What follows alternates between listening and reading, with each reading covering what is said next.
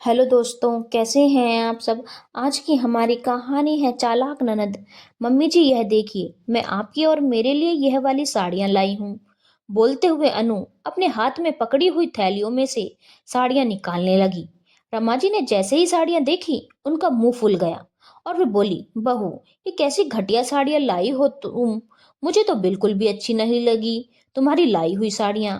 तुम जानती तो हो, मेरे लिए साड़ी हमेशा तुम्हारी ननद कोमल ही लाती है। और मैं तो कहती हूँ तुम भी अपना दिमाग मत चलाया करो ज्यादा। तुम्हारी साड़ी भी कोमल से ही मंगवा लिया करो, वह खुशी खुशी ला देगी। बेचारी, तुम देखती तो हो वह कितना करती है इस घर के लिए, और उसकी पसंद भी हमेशा से अच्छी रही है। अनु बहुत प्यार से अपनी सास और अपने लिए साड़ी लाई थी, मगर रमा जी के मुंह से ये बात सुनकर अनु का दिल फिर एक बार खट्टा हो गया। अनु की शादी के बाद वह पहली बार अपने हाथ से कुछ खरीद कर लाई थी, मगर वह भी मम्मी जी को पसंद नहीं आया। जबकि अनु के मायके में तो सब अनु की पसंद पर नाच करते हैं, पर यहाँ ना जाने मम्मी जी को मेरी पसंद क्यों पसंद नहीं आती। यही सोचते हुए अनु को उस दिन की बात याद आ गई, जब अनु अपनी सास और ननद के साथ बैठी हुई थी और बाहर चूड़ियां बेचने वाला आया था। रमा जी बोली, कोमल, मुझे चूड़ियां खरीदनी हैं, चल बाहर से चूड़ियां ले लेते हैं। अनु भी दोनों के साथ बाहर गई। अनु को लाल रंग की चूड़ियां बहुत पसंद आई और कोमल को गुलाबी। रमा जी तब भी यही बोली, कोमल गुलाबी कह रही है तो गुलाबी खरीद लेती हूँ। आखिरकार अब तक कोमल की पसंद का ही तो पहनती आई हूँ। फिर रमा जी बोली, कोमल, तेरे लिए भी चूड़ियां खरीद ले बेटा, तूने भी तो पुरानी चूड़ियां पहन रखी हैं। कोमल बोली, हाँ मम्मी, बहुत समय से नई चूड़ियां नहीं खरीदी हैं। रमा जी ने जबरन बेटी के लिए भी नई चूड़ियां खरीद ली, मगर अनु से किसी ने एक बार भी नहीं पूछा कि उसे भी चूड़ियां चाहिए। अनु यह माँ बेटी का ड्रामा अपने घर में कई दफा देख चुकी थी। उतने में रमा जी के मोबाइल की घंटी बजी और अनु की तंद्रा टूटी। उनकी बेटी कोमल का ही फोन था। कोमल का फोन आया नहीं कि रमा जी बोल पड़ी, हो सके तो शाम को घर आजा बेटा, तेरी भाभी जाने कहाँ से साड़ियां उठा लाई है जिसे बदलवानी पड़ेंगी। शाम को तू आ जाती तो तेरी भाभी के साथ जाकर बदलवा देती। यह सब सुनकर अनु उदास हो गई। अनु की शादी को 1 साल से ऊपर हो चुका था, मगर अभी भी घर में सासू माँ के मुंह पर हमेशा उनकी बेटी कोमल का ही नाम रहता। अनु अपने घर के प्रति समर्पित एक समझदार बहू थी, मगर रमा जी को कभी अनु एक बहू वाला दर्जा नहीं दे पाई, क्योंकि उनके दिमाग में हमेशा उनकी बेटी कोमल ही रहती। कोमल जब भी आती तो अपने साथ कठिनाइयों का खजाना लाती। कोमल का मायका और ससुराल दोनों ज्यादा दूर नहीं थे, इसलिए शाम को कोमल अपने मायके आ गई। कोमल के आते ही सासू माँ तुरंत उसके पास बैठ गई और बोली, बेटा कैसी है तू, और जमाई बाबू के व्यवहार में अब कुछ बदलाव है या नहीं। नहीं माँ, उनके व्यवहार में बदलाव आना होता तो आ गया होता कब से। मुझे नहीं लगता अब वे कभी बदलेंगे, कोमल बोली। रमा जी बोली, तू चिंता मत करना, हम लोग हमेशा तुम्हारे साथ खड़े हैं। मम्मी, मुझे जरा 10,000 रुपए दे देना, दोनों बच्चों की स्कूल की फीस भी भरनी है, कोमल ने कहा। हाँ हाँ बेटा, रुक अभी लाई, कहते हुए रमा जी उनके कमरे में जाकर अलमारी खोलने लगी और पैसे लाकर कोमल के हाथ में रख दिए। अनु जब से इस घर में आई थी तब से यही देख रही थी कि उसके सास ससुर बार बार बेटी को पैसे देते हैं। थोड़ी देर बाद कोमल और अनु साड़ियां बदलवाने गए, जहां कोमल ने अपने लिए भी एक साड़ी खरीद ली और सासू माँ से लिए पैसों में से ही उसने साड़ी के पैसे दिए।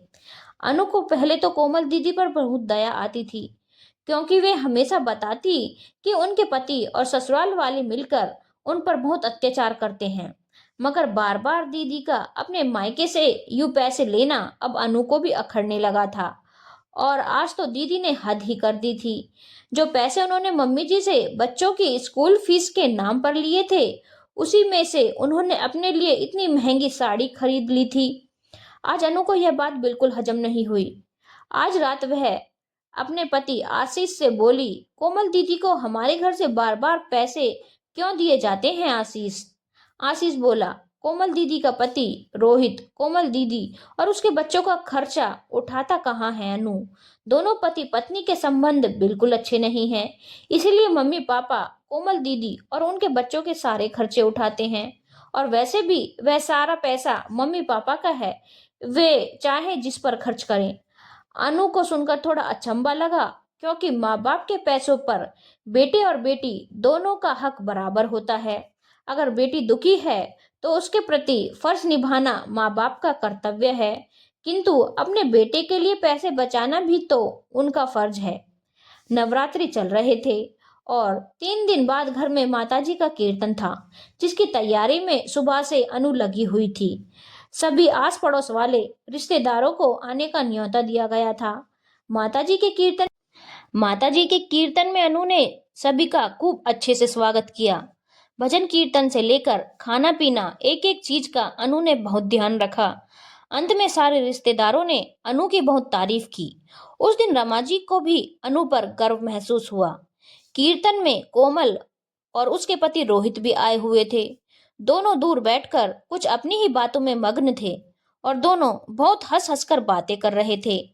उन दोनों को देखकर अनु सोचने लगी, दोनों को देखकर बिल्कुल भी नहीं लगता कि दोनों के बीच ऐसा मनमुटाव होगा। और आखिर दुनिया में ऐसा कौन सा पति होगा जो अच्छा खासा कमाते हुए भी अपनी पत्नी और बच्चों का खर्चा ना उठाए। दीदी जीजाजी तो इतने सालों बाद भी दूर बैठकर इस तरह बातें कर रहे हैं जैसे कोई नवविवाहित जोड़ा हो। जब अनु ने कोमल दीदी और रोहित जीजाजी को नाश्ता दिया तो दोनों एक ही प्लेट में नाश्ता करने लगे। अनु को जैसे आज शक नहीं यकीन हो चला था कि दीदी जीजाजी में बहुत गहरा प्यार है, तो क्या दीदी यहाँ मायके में जीजाजी के खिलाफ सब कुछ झूठ बताती हैं? दीदी की वह एक के ऊपर एक कठिनाइयां क्या सिर्फ एक दिखावा है? लेकिन दीदी अपने ही मायके वालों को इतना झूठ क्यों बोलेंगी? मायके वालों से तो बेटी का अटूट रिश्ता होता है। इतना झूठ क्या सिर्फ पैसों के लिए? क्या एक बेटी अपने मायके वालों से इतना झूठ बोल सकती है? अनु के मन में बहुत सारे सवाल आ चुके थे। उतने में अनु को पीछे से किसी ने आवाज दी। अनु ने सारे विचार एक तरफ रखे और फिर से मेहमानों की आवभगत में लग गई। मगर उस रात अनु के मन में सवाल आने लगे कि कहीं ऐसा तो नहीं कि कोमल दीदी अपने पति की सारी कमाई बचाकर इस घर से अपने खर्चे पूरे कर रही हैं, क्योंकि वे जानती हैं कि उनके मम्मी पापा के पास बहुत पैसा है। रोहित जीजू और कोमल दीदी दोनों को देखकर बिल्कुल नहीं लग रहा था कि जीजू और उनके बीच का रिश्ता सामान्य नहीं है।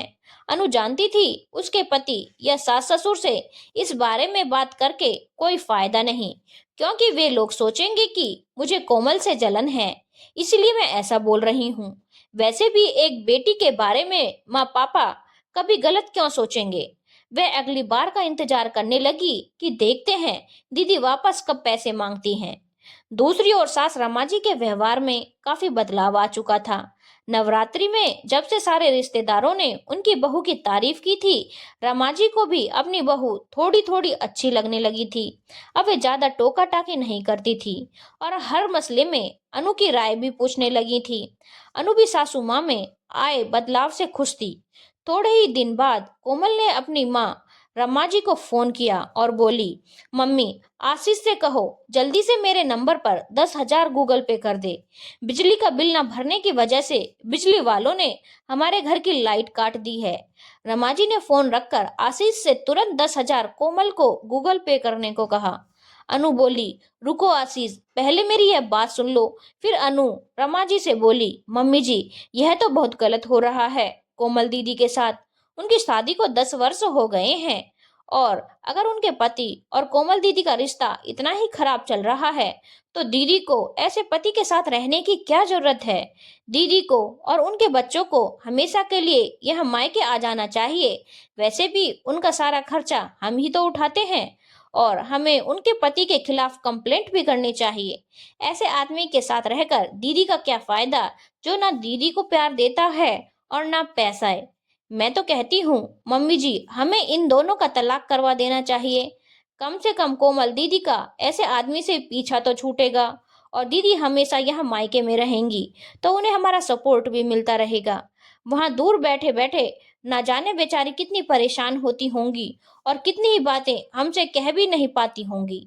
रमा जी को भी अनु की बात बिल्कुल सही लगी और वे बोली, हाँ बहू, तुम बिल्कुल सही कह रही हो। वैसे भी कोमल पहले से ही इतनी दुखी है, जब भी फोन करती है रोती रहती है। बेचारी को एक पल का सुख न मिला उस आदमी से।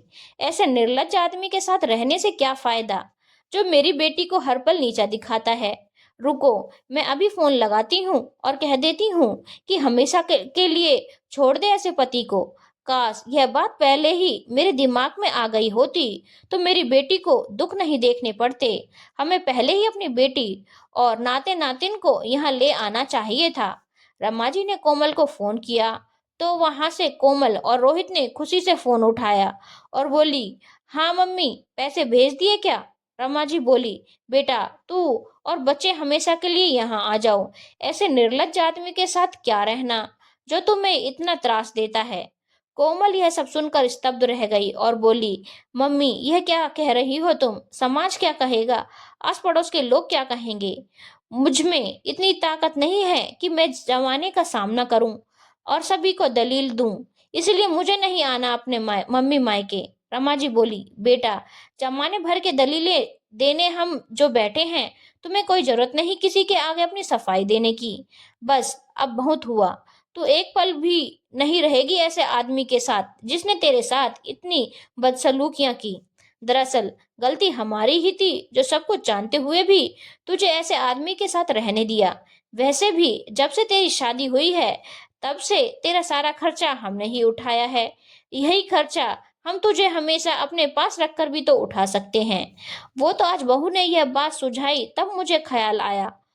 कोमल यह सब सुनकर घबरा गई और समझ गई कि इससे पहले कि माँ को सब सच पता चल जाए, मुझे फोन रख देना चाहिए। कोमल बोली, मम्मी मैं मायके नहीं आ सकती, मैं तुमसे बाद में बात करती हूँ, चलिए फोन रखती हूँ। फोन रखने के बाद रोहित बोला, क्या हुआ, पैसे आ गए क्या? कोमल बोली, पहले की बात और थी रोहित, अब वहां मेरी भाभी आ चुकी है, जिसने शायद हमारी यह चालाकी पकड़ ली है। अब हमारे पास कोई पैसे वैसे नहीं आने वाले। हमारी भलाई इसी में है कि अब हम वहां से अपने पैसे ना लें। थोड़े दिन तक तो कोमल मायके नहीं आई। अब तो अनु को पूरा यकीन हो चुका था कि कोमल झूठी बोलती थी और चोरी पकड़े जाने पर अब उसने यहाँ आना भी छोड़ दिया है। रमा जी ने आज कोमल को अपनी कसम देकर घर बुलाया, तो कोमल अपने मायके आ गई। रमा जी बोली, कोमल मेरे फैसले पर तूने विचार किया या नहीं? कोमल बोली, अब रोहित में धीरे धीरे बदलाव आ गया है। मैं मेरे हमेशा मायके चले जाने की धमकियां सुनकर वह घबरा गया है और अब मुझे पैसे भी दे रहा है। कहते हुए उसने चोर निगाहों से अनु की तरफ देखा। अनु वहीं खड़ी होकर मुस्कुरा रही थी। रमा जी जब कुछ काम से बाहर गई तो अनु बोली, कोमल दीदी, एक बेटी का अपने मायके से अटूट रिश्ता होता है, क्योंकि उसने वहां अपनी जिंदगी के 20-22 वर्ष बिताए होते हैं। अपने मायके वालों से झूठ बोलने के बारे में एक बेटी सोच भी नहीं सकती, मगर कुछ लोग लालच में कुछ भी कर लेते हैं और अपनों के भरोसे का गलत फायदा उठाने लगते हैं। मगर वे यह भूल जाते हैं कि 100 दिन लोहार की, एक दिन सोनार का। झूठ को कितना भी लाग लपेट के बोल दिया जाए, झूठ एक दिन पकड़ा ही जाता है। इस कहानी को लेकर आपकी क्या राय है, कृपया जरूर बताएं। धन्यवाद दोस्तों। अगर आपको कहानी अच्छी लगी हो तो चैनल को लाइक, शेयर और सब्सक्राइब करना ना भूलें।